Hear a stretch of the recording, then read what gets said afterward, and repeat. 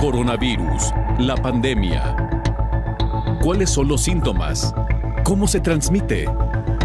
¿Qué puedo hacer para protegerme y prevenir la propagación de la enfermedad? Nuevo padecimiento que ha encendido las alarmas de los sistemas de salud. Coronavirus, la pandemia. El fin de semana también tenemos programa especial de Coronavirus, la pandemia, una recapitulación de lo que aquí le hemos presentado a lo largo de la semana. Así que vamos iniciando con el reporte que nos llega desde Ginebra, Suiza, sede de la Organización Mundial de la Salud. Ahí está nuestra compañera Raquel Cinca, corresponsal de la agencia EFE. Hola, ¿qué tal? Buenos días, Belén, y buenos días a todo el auditorio de Canal 44.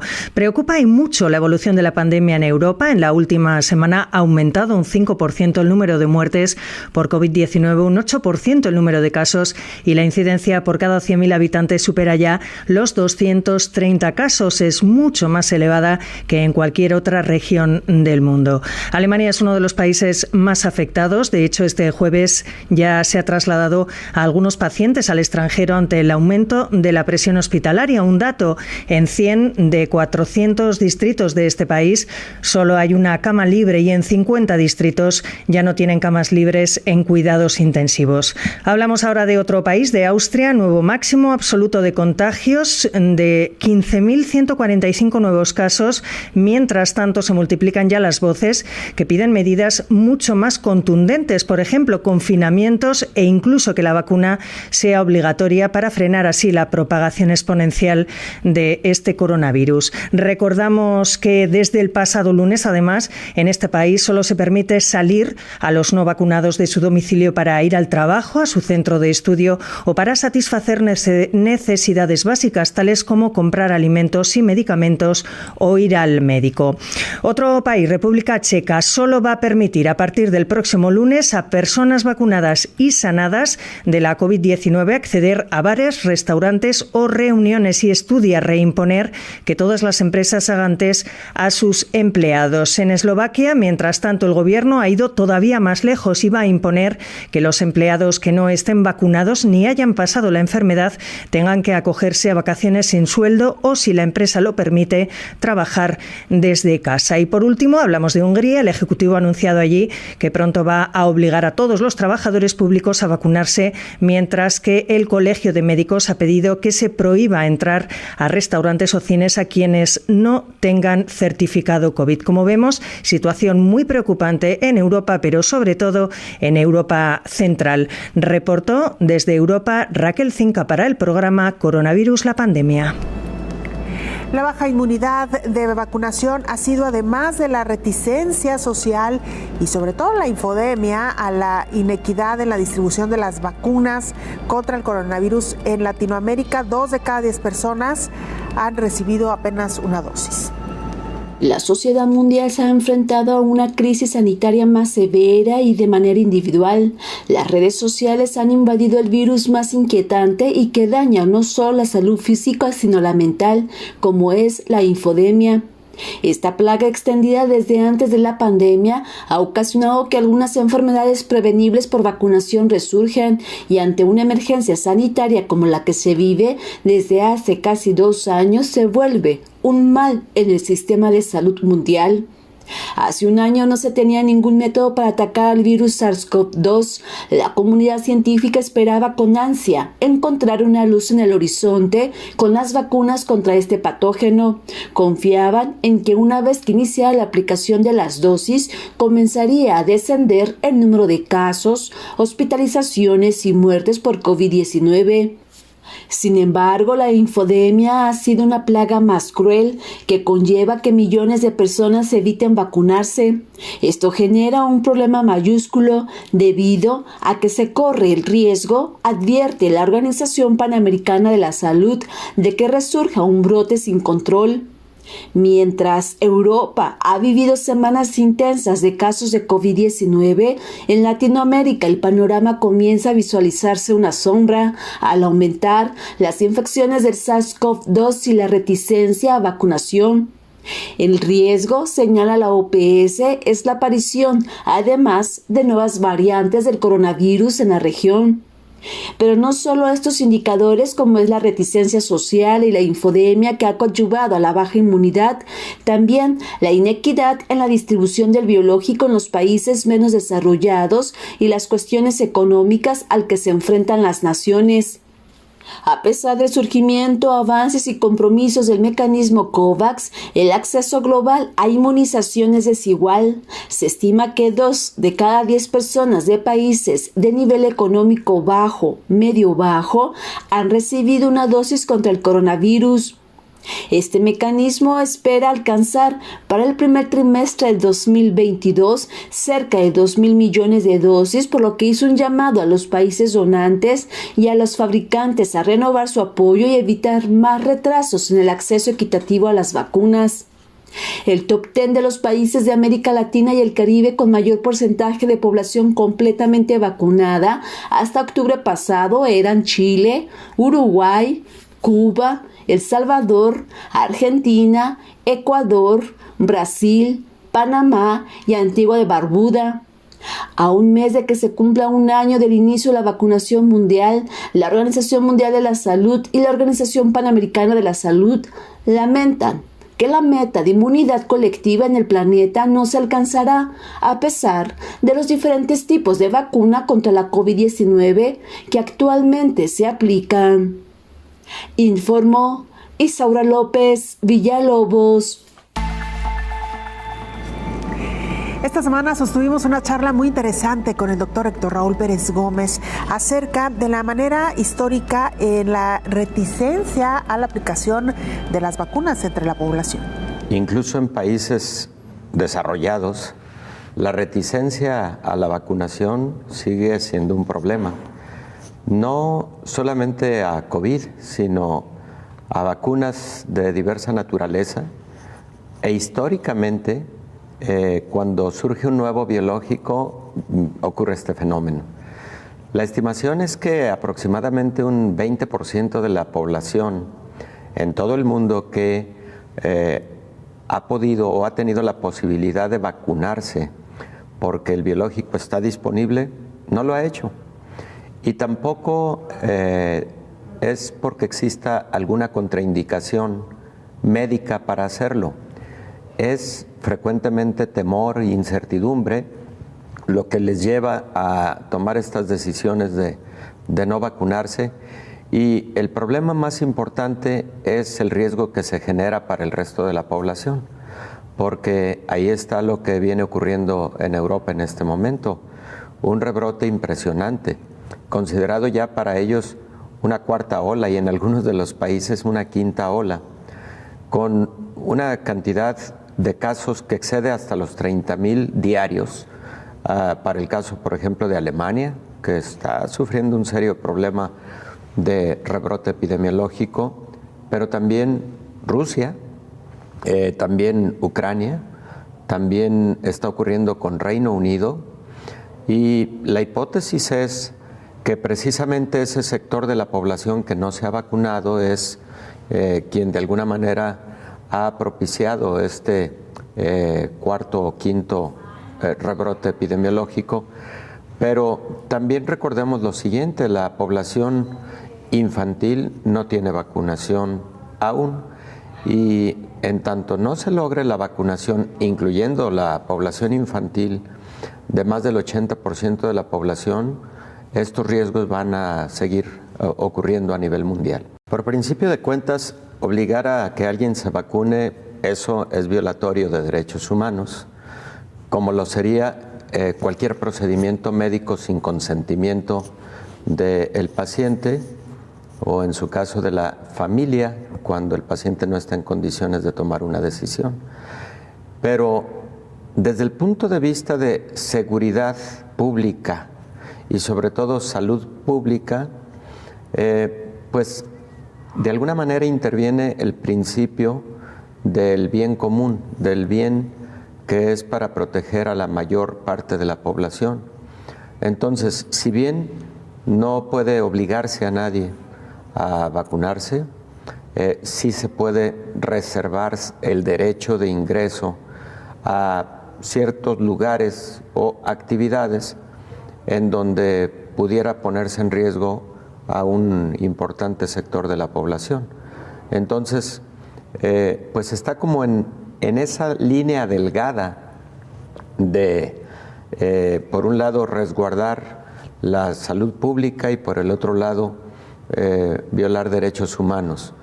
Pero yo creo que es preferible atender a el principio del bien común. Y en ese sentido, sobre todo cuando está empezando a haber control de la pandemia, vuelve a haber un rebrote preocupante además, porque lo que está ocurriendo con Europa no es cualquier cosa. Hay menos letalidad, pero al haber más casos puede haber mayor mortalidad, es decir, los que mueren por 100,000 habitantes, porque al haber más casos, evidentemente el cálculo es de esa manera. Y por otro lado, hay que recordar que también hemos enfrentado un fenómeno que es el del surgimiento de variantes. Y en el caso de Europa, la variante Delta fue un dolor de cabeza durante los meses previos, después de haberlo sufrido la India de manera intensa durante el mes de febrero y marzo. Quienes lo sufrieron enseguida fueron los países europeos, sobre todo Reino Unido. Y ahora, con la descripción de la nueva variante o subvariante conocida como Delta Plus, que tiene otra mutación que le permite ser de mayor transmisión de la enfermedad y que no sabemos si llegue algún momento en que una variante pudiera generar evasión del sistema inmune que se ha generado con las vacunas.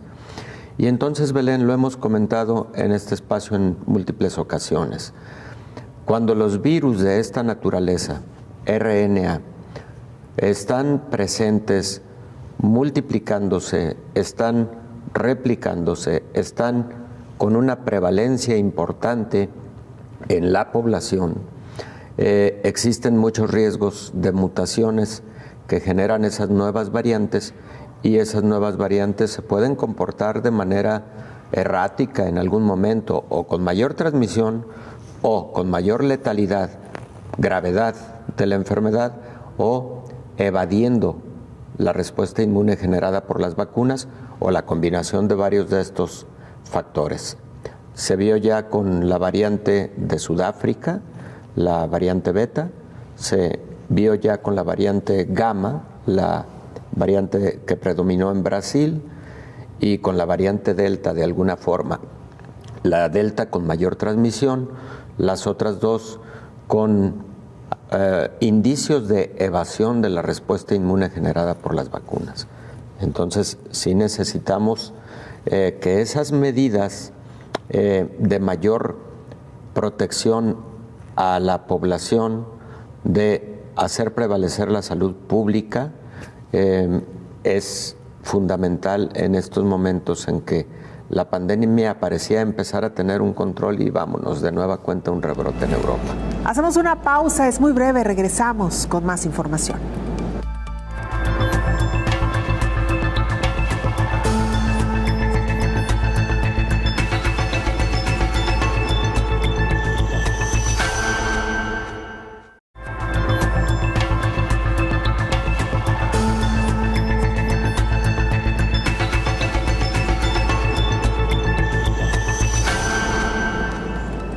De acuerdo con algunas investigaciones, la mitad de la población en América Latina todavía no tiene acceso a la vacuna contra COVID-19.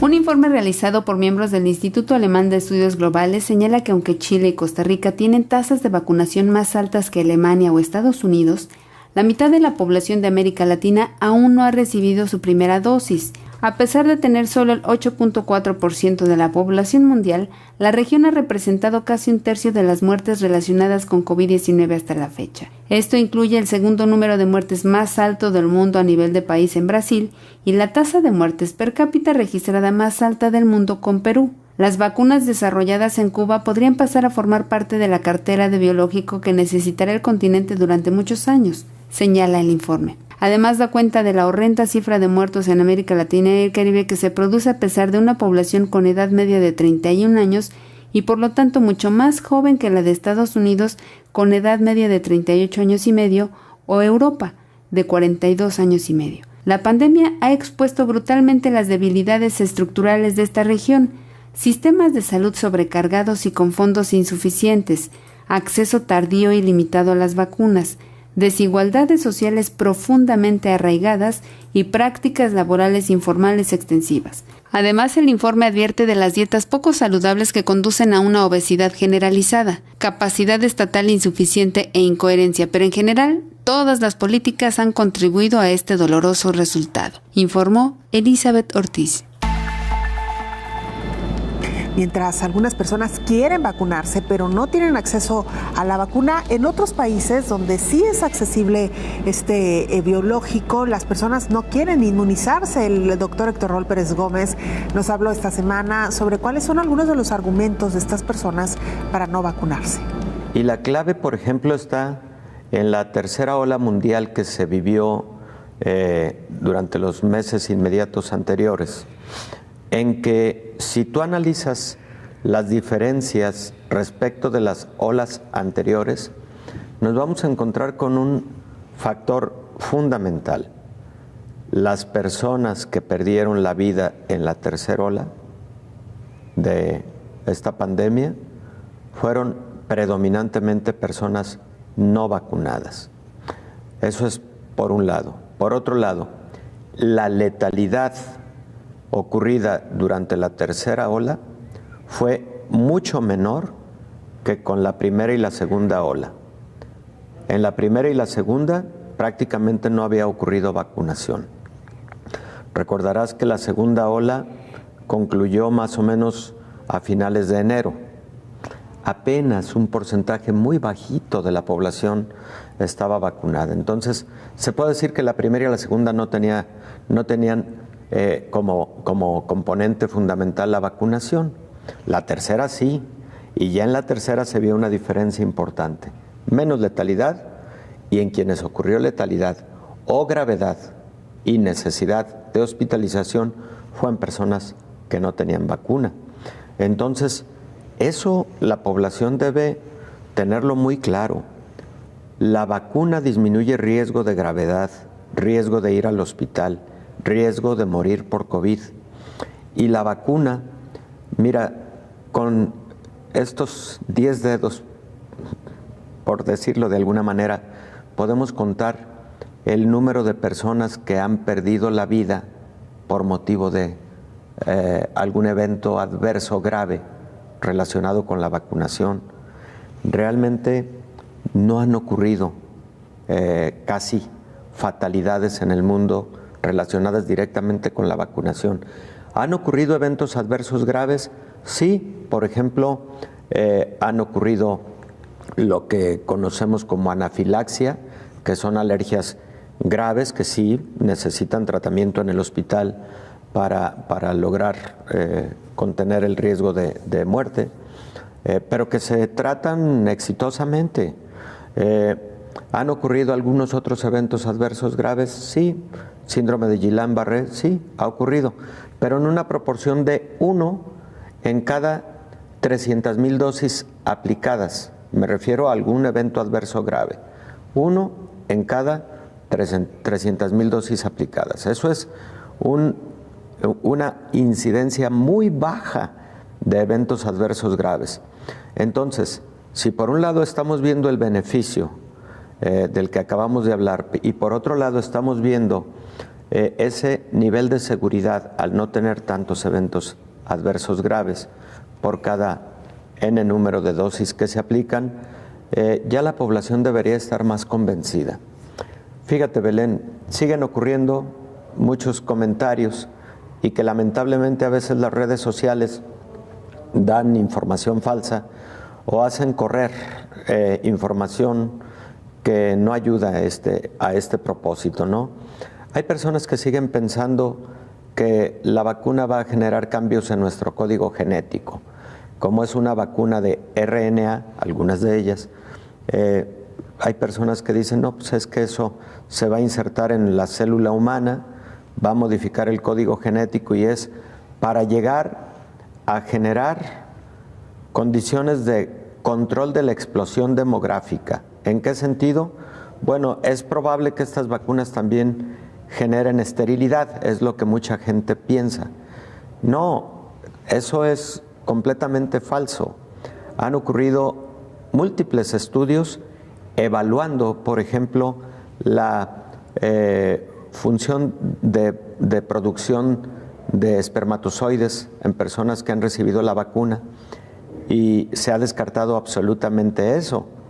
Y son estudios que se han realizado con el propósito de mostrar que eso es falso. Luego existe la idea, pues que se oye casi de ficción, de que una vacuna contendrá ahí un chip, microchip, que nos va a generar control de las actividades que hacemos cada día. Otras personas dicen, no, genera electromagnetismo que puede causarnos daños celulares diversos. Y hemos visto imágenes en internet de personas que dicen que se pega un metal, una cuchara o X reciente, has vacunado. Todas esas cosas que son una barbaridad, una serie de mentiras, de mitos, de leyendas que no ayudan y que debemos irnos sacudiendo lo más pronto posible, y sí acercarnos a la información académica y científica que demuestra estos beneficios de los que hemos hablado. México está más o menos al mismo nivel del promedio mundial, del promedio global en cuanto a esquema completo de vacunación, alrededor del 50%, con variaciones en los diferentes estados de la República. Por ejemplo, el Distrito Federal, bueno, ahora llamado Ciudad de México, es quien tiene el más alto porcentaje de población vacunada, al menos con una dosis de la vacuna, y con dosis completa también encabeza la lista la Ciudad de México, pero con dosis completa no ha alcanzado prácticamente ningún territorio por arriba de 85%. Lo que estábamos escuchando hace un momento de Elizabeth Ortiz, de los países que tienen esquemas de vacunación más altos en el mundo, sí, efectivamente, Emiratos Árabes, que ya ha alcanzado alrededor del 80%, 85%. Portugal es uno de los países en Europa que tiene los porcentajes más altos de vacunación, y hemos hablado poco de Portugal. Pero también, por supuesto, está Israel. Recordarás que fue de los países que más rápido alcanzó los buenos estándares de vacunación. Incluso ellos ya vacunaron con tercera dosis a adultos mayores por lo menos, y hay publicaciones ya académicas muy interesantes de la respuesta a una dosis de refuerzo con respecto a Israel. Y por otro lado, tienen muy buenos niveles de vacunación algunos Países Bajos. Dentro de América Latina, Chile y Uruguay son los países mejor posicionados en cuanto a porcentaje de la población vacunada. Y México, como bien lo dices, Belén, está, digamos, dentro del promedio mundial. Ojalá y México hubiera mantenido el paso que llevaba con vacunación más o menos hace un par de meses. Hace un par de meses estaba vacunando a 1 millón, hasta 1.200.000 mexicanos cada día. Y hace aproximadamente mes y medio empezamos a ver una disminución de la curva de las personas vacunadas diariamente, de tal suerte que ahora está vacunándose en México alrededor de 200.000, 250.000 personas. Ojalá y retomemos el paso, porque además creo que México, por principio de cuentas, sí tiene vacunas para hacerlo, y segundo, México también tiene proyectado para el resto del 2021 la adquisición de alrededor de 20 millones adicionales de dosis en lo que resta de noviembre y diciembre, pero en estos momentos tiene también alrededor de 20 millones de dosis disponibles. Entonces, pues creo que se puede acelerar un poquito el paso, ojalá y se haga para que a finales de año se tenga un mejor nivel de vacunación aún. Nuestro compañero Álvaro Alvaro, corresponsal de la agencia EFE en China, nos presenta el siguiente informe. Buenos días a todo el auditorio de Canal 44. La Comisión Nacional de Sanidad de China anunció este viernes la detección el día anterior de 79 nuevos positivos del coronavirus por contagio local. El dato es un leve repunte en el país asiático, que está intentando sofocar varios pequeños rebrotes en su territorio desde mediados de octubre. El número total de contagiados activos en la China continental es de 1.280. Pese a lo reducido de las cifras, las autoridades chinas han respondido con el protocolo habitual que siguen en cuanto se detecta algún caso, llevando a cabo tests masivos a la población y aplicando restricciones de viaje a y desde las zonas afectadas. Sin embargo, las medidas de control no han podido evitar esta vez que el brote se extienda a la capital, Pekín, donde hay 46 casos activos.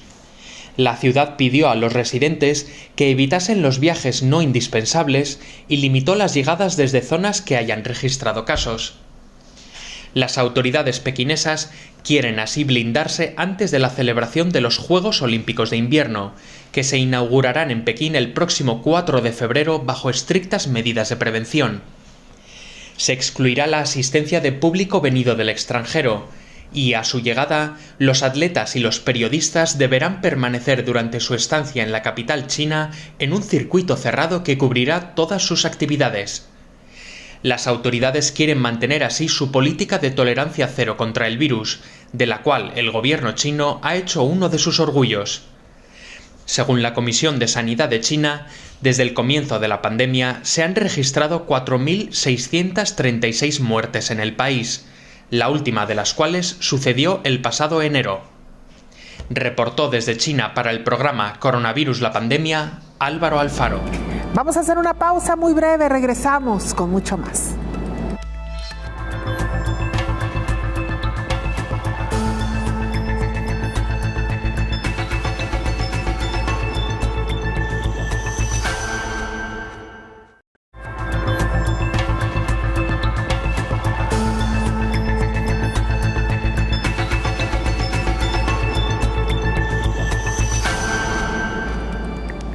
Costa Rica es uno de los países en Centroamérica y en general en América Latina que ha avanzado de manera mucho más contundente en la inmunización de su población, al grado que ha dicho que es obligatorio que se inmunice también a los niños. Costa Rica se convirtió en el primer país del mundo que hace obligatoria la vacunación de niños contra la COVID-19. Anunciaron las autoridades sanitarias que este biológico se suma al cuadro básico de vacunas de la infancia. El gobierno de ese país firmó un acuerdo con Pfizer para adquirir dosis y empezar la vacunación de todos los menores de 12 años a partir de marzo de 2022. Esta misma semana, los órganos reguladores de Estados Unidos aprobaron la vacuna de Pfizer-BioNTech para los niños de entre 5 y 11 años. El acuerdo de Costa Rica con Pfizer contempla que el país reciba 3,5 millones de dosis, de las cuales 1,5 millón se reservarán para los menores de 5 a 11 años. Las otras vacunas se destinarán a terceras dosis para personal sanitario, los mayores y aquellos con inmunodeficiencias. Hasta la fecha, cerca del 55% de las personas elegibles han recibido el esquema completo, según cifras del Our World in Data.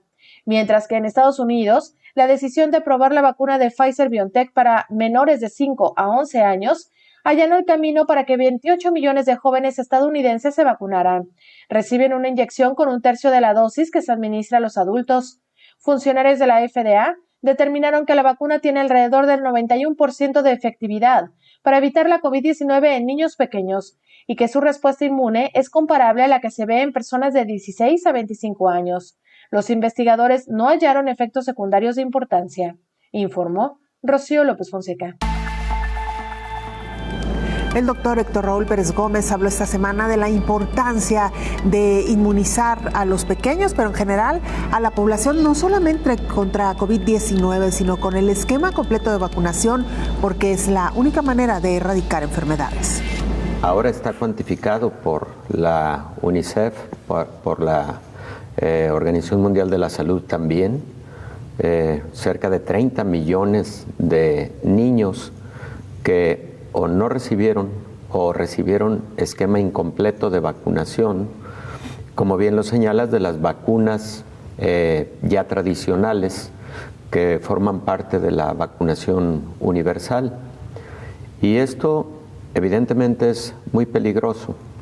Aun cuando 28 millones pudiéramos considerar que por la población mundial representa un bajo porcentaje, no es de ninguna manera desdeñable, aun cuando un solo niño, 2 o 3 queden sin un esquema de vacunación completo. Esa situación es, desde el punto de vista epidemiológico, muy peligroso, pero también desde el punto de vista humanitario. De tal suerte que los países deben revisar este indicador a la brevedad y empatar a la brevedad todo lo que pudiera haber quedado pendiente de vacunación con la población infantil. También hay vacunación en los adultos mayores que se ha convertido de alguna manera en una vacunación universal, una sugerencia de vacunación universal, sobre todo para aquellos que tienen factores de riesgo. La influenza, la vacuna contra neumococo representan vacunas importantes, incluso contra Haemophilus influenza, que es una bacteria, no es el virus de la influenza, es otro patógeno diferente, pueden requerirse durante la edad adulta. Estamos hablando de la población infantil, pero tampoco perder de vista este apartado, porque con motivo de el aislamiento social al que nos vimos obligados a entrar con motivo de COVID-19, pues muchos adultos mayores quizás dejaron pendiente este apartado de la vacunación en este grupo de edad. Y hay algunas vacunas que se aplican entre la infancia y la adolescencia, por ejemplo, la vacuna contra el virus del papiloma humano. Y además tienes la razón en el sentido de que dependiendo de lo que se va monitoreando epidemiológicamente en el mundo, también hay indicaciones de la Organización Mundial de la Salud al respecto de refuerzos con ciertos biológicos. Por ejemplo, hace un par de años y hasta la fecha creo que prevalece la sugerencia de la Organización Mundial de la Salud de un refuerzo contra sarampión para mayores de 16 años, población general por arriba de 16 años.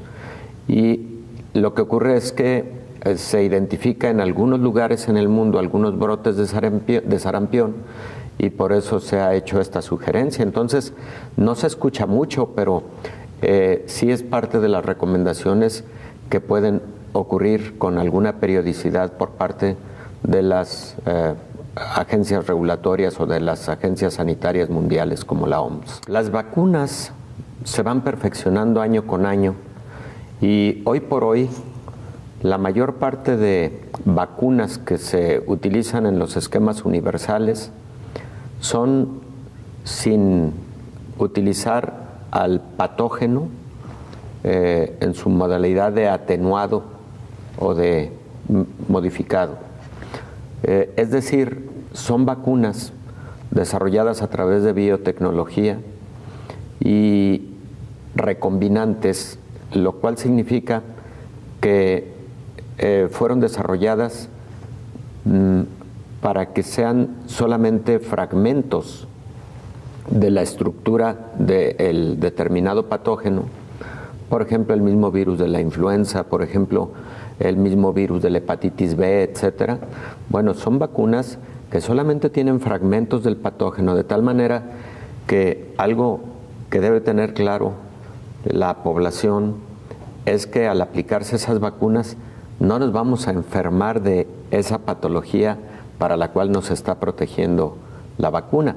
Y además de lo anterior, son vacunas que en ese perfeccionamiento van logrando tener mayor capacidad para generar respuesta inmune eficaz y van logrando también mayor seguridad, menos eventos adversos y menos eventos adversos graves.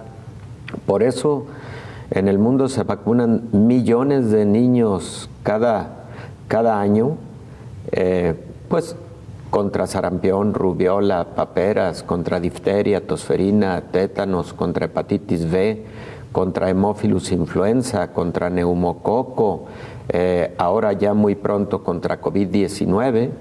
Algunos países ya empezaron con su población infantil de 5 años en delante, y seguramente muy pronto la mayor parte de países va a vacunar también a la población infantil. Hoy México anuncia ya vacunación a adolescentes, por lo menos 17, 16 y 15 años de edad en esta siguiente etapa de vacunación contra COVID-19. Y mira, es una gran noticia. Y una gran noticia será seguramente que muy pronto vayamos hacia los siguientes años, hacia abajo, para que logremos una vacunación más uniforme con toda la población. En México el día de hoy inician clases presenciales en los niveles básicos en todo el país, nivel primaria, nivel secundaria, y eso, además de ser una gran noticia, creo que se sustenta en el hecho de que las clases en la modalidad híbrida no generaron un brote epidémico significativo ni en la población estudiantil, ni tampoco en la de docentes.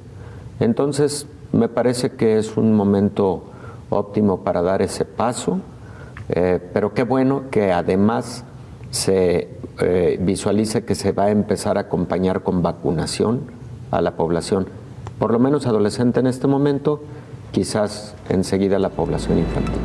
En el mundo se estanca la vacunación, en los países ricos por desinformación y en los pobres por falta de vacunas. Para poner fin a la pandemia por el SARS-CoV-2, una gran parte del mundo debe ser inmune al virus. La forma más segura de lograrlo es con una vacuna. La variante Delta del virus SARS-CoV-2, hasta el momento la más contagiosa desde que el virus comenzó a propagarse en China, está generando nuevas olas epidémicas que, si bien son menos virulentas que las anteriores en los países con altas tasas de vacunación, están volviendo a comprometer a los sistemas sanitarios y eliminando la normalidad que se había recuperado, sobre todo también porque en los países ricos la población duda de las vacunas y han optado por no inocularse. Con este panorama y una inmunidad de rebaño que los expertos recomiendan que sea del 90% y ya no del 70% que se consideró en un principio, cada vez más gobiernos apuestan por dar un empujón a los ciudadanos para que accedan a vacunarse, restringiendo actividades y libertades a aquellos que rechacen la vacunación o incluso imponiéndoselos a sus funcionarios. Mientras que en América Latina se está dejando en completa libertad a sus ciudadanos para vacunarse o no, evitando tomar medidas restrictivas. Sin embargo, algunas entidades de México, por ejemplo, ya analizan la posibilidad de solicitar un certificado de vacunación a los que acudan a eventos multitudinarios, así como para entrar vía aérea al estado. Hasta el momento, el 51.5% de la población mundial ha recibido al menos una dosis de la vacuna COVID-19. Se han administrado 7.410 millones de dosis en todo el mundo y ahora se administran 28.85 millones cada día. Solo el 4.5% de las personas en países de bajos ingresos ha recibido al menos una dosis. En la actualidad, hay dos grandes razones por las que no se alcanza el porcentaje de inmunización mundial recomendado, ya sea porque los países ricos no quieren vacunarse por creencias religiosas, mitos o noticias falsas, y en los países de bajos ingresos porque no son capaces los gobiernos de comprarlas, informó Rocío López Fonseca. Hacemos una pausa, regresamos para entrar ya a la recta final de este programa especial.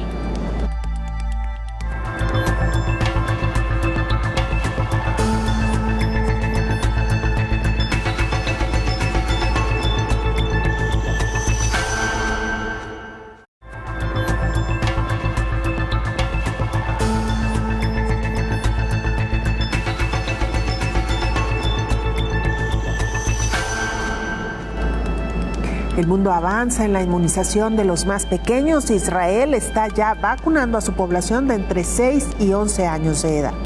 El director general del Ministerio de Salud de Israel, Nachman Ash, aceptó la recomendación del equipo de respuesta a la pandemia y la Junta Asesora de Vacunación COVID-19 para vacunar a los niños de 5 a 11 años. Mediante un comunicado explicó que la gran mayoría de los miembros del comité opina que la vacuna tiene un buen perfil de seguridad. Los datos de eficacia presentados por Pfizer-BioNTech indican una eficacia del 91% en la prevención de enfermedades en niños de 5 a 11 años en un ensayo clínico controlado. La mayoría de los expertos opina que los beneficios de la vacunación en este grupo de edad superan los riesgos, por lo que aceptó su recomendación para aprobar el uso de la vacuna en este grupo de edad. El primer país en hacer obligatoria la vacuna para los niños fue Costa Rica. El 18 de octubre inició la aplicación de dosis anticovid para la población de entre 6 y 11 años en Ecuador, con el fin de propiciar un entorno más seguro para el regreso a clases presenciales. Mientras tanto, en Colombia ya fue autorizada la vacunación anticovid para niños y niñas entre los 3 y los 11 años con la vacuna de Sinovac, informó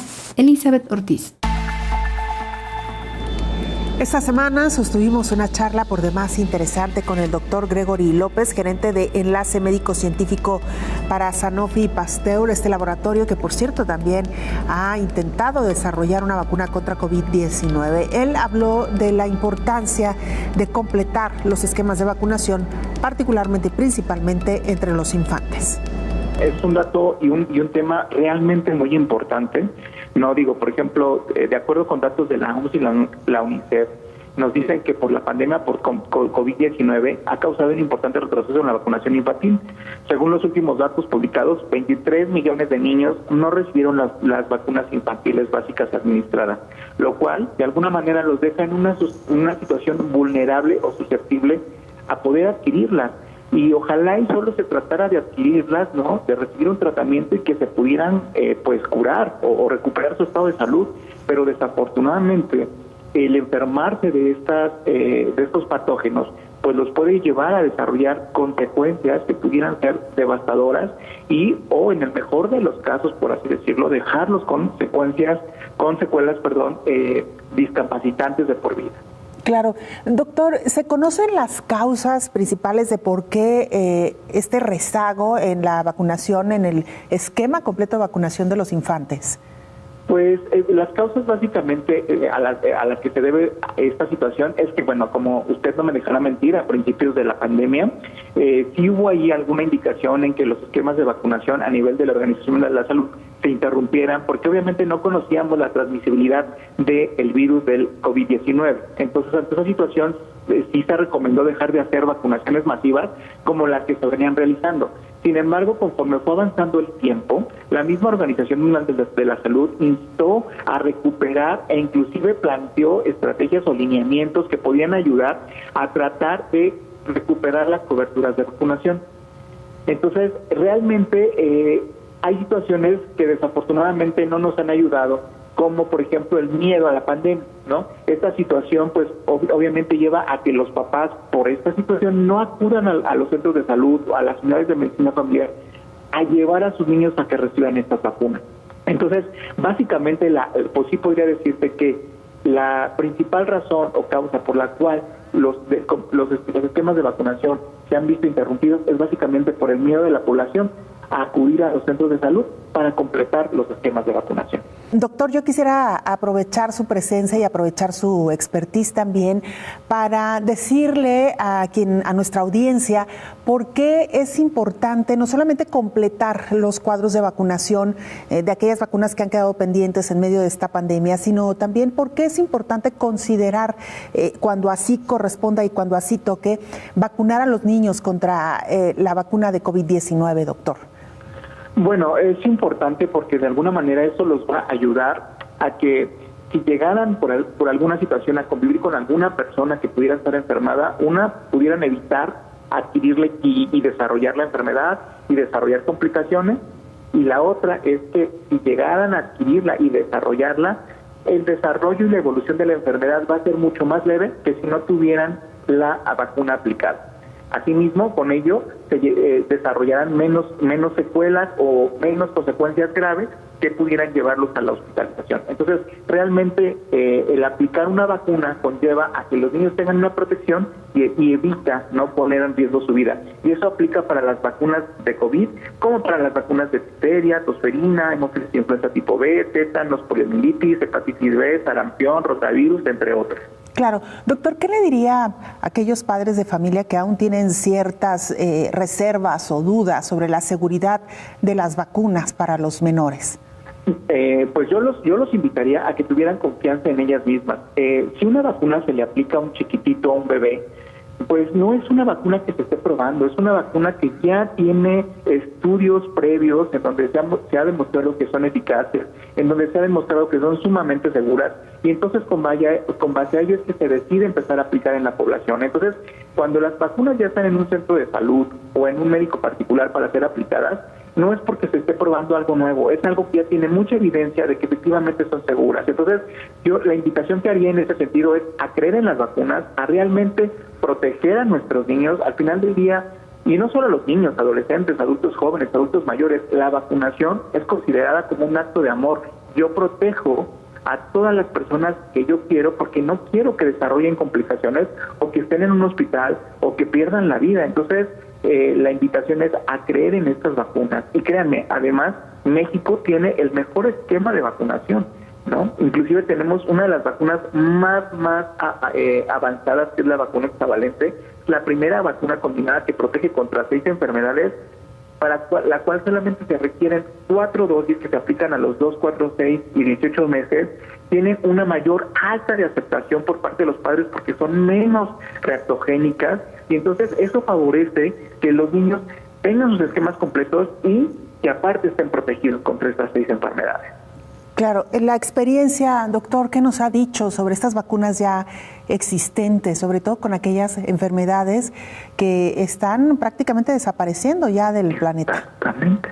Sí, tocaste un tema muy importante, por ejemplo, pues varicela está erradicada, sarampión estuvimos a punto de llegar también a la erradicación. Desafortunadamente a finales más bien del 2019, por ahí tuvimos algunos rebrotes en donde, ojo, muchos de ellos ni siquiera eran casos autóctonos de México, sino eran importados. Entonces, es el que nosotros no tengamos como tal casos autóctonos, pues eso habla de que efectivamente nuestras coberturas de vacunación hasta antes de la pandemia eran muy buenas, y eso nos llevaba a no ver a las enfermedades. Hoy, por ejemplo, los casos de meningitis por hemófilos influenza tipo B, también desde que yo era estudiante, pues ya no me tocó ver ninguno, ¿no? Secundario a que efectivamente las vacunas funcionan, las vacunas ya no llevaban a la hospitalización a los niños, y pues obviamente pues ese tipo de casos ya no se veían. Tampoco se ven casos de difteria, y esto también es gracias a la vacunación. Hoy la polio, pues estamos, más bien ya se erradicó la circulación del virus salvaje. Entonces, esto también es gracias al excelente esquema de vacunación que tenemos. Entonces, mi invitación es a completar esos esquemas, porque al final del día estamos haciendo un excelente trabajo, estamos protegiendo a nuestros niños y les estamos quitando riesgos, ¿no? Porque realmente en este momento no se presentan gracias a estas vacunas. Claro, y a propósito de esto que menciona, doctor, recordaba también antes de la pandemia cómo México se había convertido en un referente en cuanto a esquema de vacunación en el mundo. Así es, efectivamente, y sigue siendo un referente. Todavía, inclusive hasta los esquemas de vacunación y el tipo de vacunas que hoy utilizamos, por ejemplo, esta hexavalente, que es una vacuna celular, sigue siendo México el referente para que otros países dentro de sus programas de vacunación incorporen este tipo de vacunas. Por lo que le comentaba, tienen menor reactogenicidad, es decir, generan menos reacciones adversas, y entonces eso favorece el apego por los papás a que el niño complete su esquema de vacunación. Entonces, México no ha perdido la punta de lanza en ese sentido, o sea, sigue siendo referente para algunos países de Latinoamérica. Y particularmente sobre la vacuna contra COVID-19 para menores, ¿qué nos podría decir, doctor? Pues mi sugerencia en ese sentido, que es como la de los adultos, cuando esto sea, la vacuna que esté disponible, pues va a ser la más adecuada y la cual la gente tendrá que aplicarle a sus niños para protegerlos contra esta enfermedad. Pero mientras eso sucede, lo importante es protegerlos contra los que tenemos ahorita en este momento. Antes de despedirnos, escuchemos el informe de nuestro compañero Javier Corleto, jefe de TV USAC en Guatemala. Un saludo desde Ciudad de Guatemala. Este es el reporte de coronavirus durante la segunda semana del mes de noviembre del 2021. En Guatemala tenemos los siguientes datos: 605.749 casos acumulados y 15.474 fallecidos a la fecha. Hablando de la tercera dosis, el presidente Alejandro Yamatei confirmó una tercera dosis de la vacuna para grupos prioritarios, entre ellos el personal médico y maestros, tanto del sistema público como del privado, quienes serán vacunados en diciembre y enero. Los maestros serán inmunizados con el refuerzo para iniciar las clases el 15 de febrero próximo, dijo el presidente. Vamos a trabajar esquema de tercera dosis, principiaremos con grupos prioritarios con un refuerzo para asegurar que la gente siga sana, aseguró. Además, explicó que se trabajará en los esquemas de vacunación para que la gente se siga inmunizando.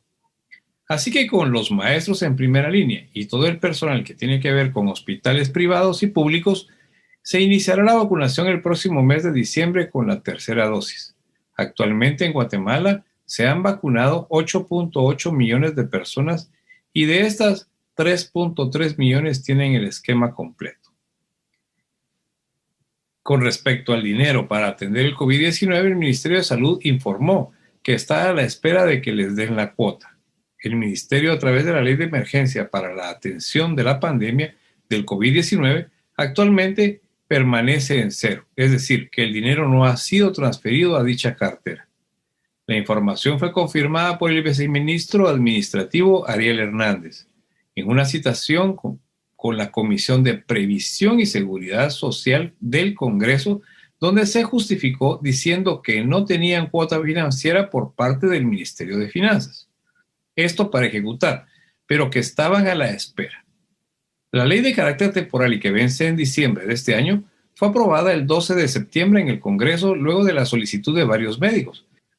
Esta contempla compras y contrataciones para prevenir, diagnosticar y tratar la emergencia sanitaria.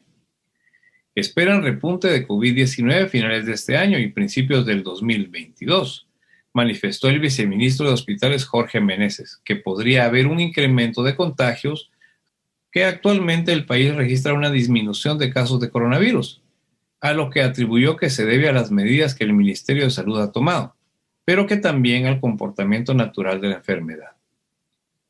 Autoridades de la Universidad de San Carlos de Guatemala hicieron oficial el cierre de la jornada en los puestos de vacunación, luego de 6 meses de funcionamiento. Con un acto de reconocimiento a todos los voluntarios de la tricentenaria Universidad de San Carlos de Guatemala, se dio por concluido el trabajo del Centro de Inmunización. Para Coronavirus la Pandemia, desde Ciudad de Guatemala, informó Javier Corleto.